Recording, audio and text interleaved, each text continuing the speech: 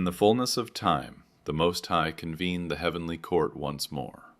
God spoke. It is time. As I revealed to my servant Daniel, the measure is complete. Now comes the third and final incarnation of Adam, who shall be known as Messiah, the Anointed One, to bring salvation to the world. The prophet Daniel had been shown the vision. 70 weeks are decreed upon your people. Daniel 9:24. This sacred measure of 490 years began when Artaxerxes, son of Esther, issued his decree to Ezra the priest and scribe on the 18th of Nisan in the year 3304 from creation, April 7th, 457 BCE. That day became sealed in heaven as a marker of Messiah's destiny. As it was with Solomon, whose birth was heralded in the heavens, so too with the final Adam. In the year 7 BCE, a great wonder appeared, a triple conjunction of Jupiter and Saturn, unlike any before or after. Each of its 3 unions fell upon a holy day of Israel, Shavuot, Rosh Hosanna, and Hanukkah, announcing to those with wisdom that a new king was about to be born. 2 years later, on the 2nd of Iyar in the year 3756, April 7th, 5 BCE, the soul of Adam entered the world once more. The Messiah was born. This was the very day that heaven had long before set aside, the same date as David and Solomon, and the same date upon which the cornerstone of the temple had been laid. For the life of Messiah would be bound to the temple. It should also be noted that this would be the last time that ER2 would land on the 18th day from the vernal equinox. This fact will play an important role at the end of days. From the decree in 457 BCE, the 490 years of Daniel's vision reached their completion on ER2, 3794, April 7th, 34 CE. Thus, the midpoint of the final week, the climactic 70th week of Daniel, fell in the year 30 CE, the appointed time for the testing of Messiah. As in the beginning, so in the end. The repair of Adam's failure could not come without Eve. For she who once reached for the fruit would now consent to bear the Redeemer. Thus the soul of Eve was destined to reincarnate one final time as Miriam, Mary, the betrothed wife of Joseph. When the appointed hour arrived, the angel Gabriel descended to her with the heavenly message. You have been chosen to play the part of redemption, to reverse the role of Eve in the fall. The Spirit of the Most High will overshadow you, and the Holy One to be born of you shall be called the Son of God. And Mary replied with the words that would echo down the ages. Behold, I am the servant of the Lord. May your word to me be fulfilled. So God ensured the purity of this incarnation. The child was conceived not through Adam's seed, but by direct implantation of the divine Spirit, so that the contagion of Adam's sin would not touch him. This is why Mary conceived while still a virgin, and why the Messiah's birth marked a new creation. The child was named Yeshua, salvation, known across the nations as Jesus, and in the Jewish world as Mashiach ben Joseph. At his birth, the heavens bore witness once again.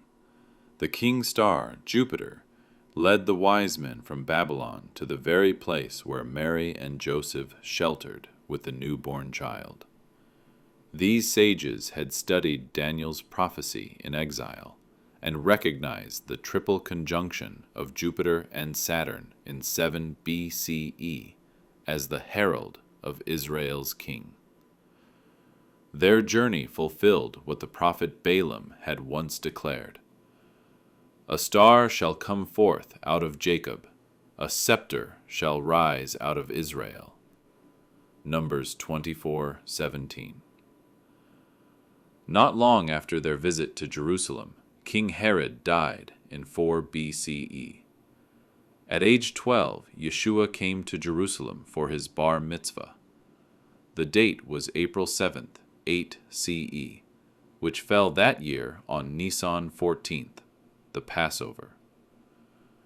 On this day he was found in the temple, debating the elders, a sign that the true Son of God had come to teach in his Father's house.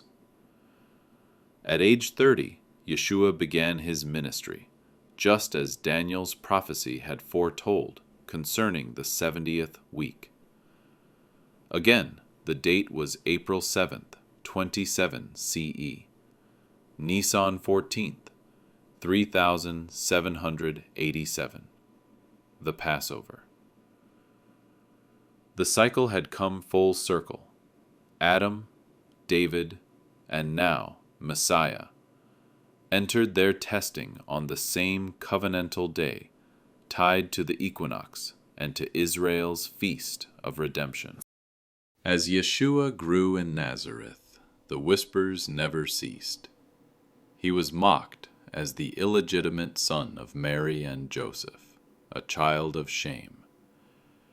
Neighbors ridiculed him, and he bore the weight of being the outcast of his generation. He became the scapegoat, driven outside the camp, upon whom the community cast its rejection. Yet what the world meant for cruelty, God transformed into preparation. For the Messiah learned in his youth what it meant to be excluded, mocked, and despised. From this furnace of suffering was born his compassion. Yeshua determined that in God's kingdom, no one would be cast aside. Thus, when his ministry began, he embraced all whom society rejected. He honored women, restoring their dignity as equal bearers of the divine image. He welcomed the poor and the disabled, healing them and bringing them into the community. He ate with tax collectors and sinners, showing that God's mercy was wider than man's condemnation. In this way, he was undoing Adam's ancient failure.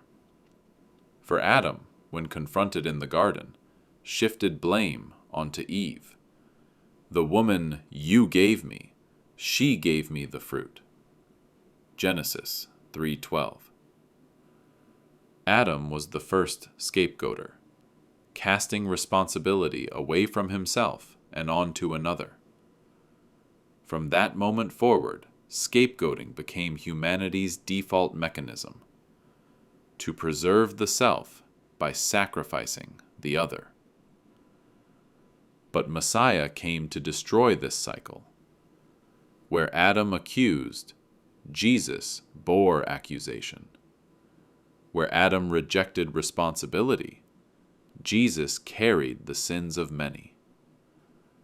Where Adam disobeyed, Jesus chose obedience, even unto death. By living as the outcast who welcomed the outcasts, Jesus dismantled the machinery of blame. By offering himself as the final scapegoat, he broke Satan's ancient power and opened the way back to Eden, a world without exclusion, without shame, without death.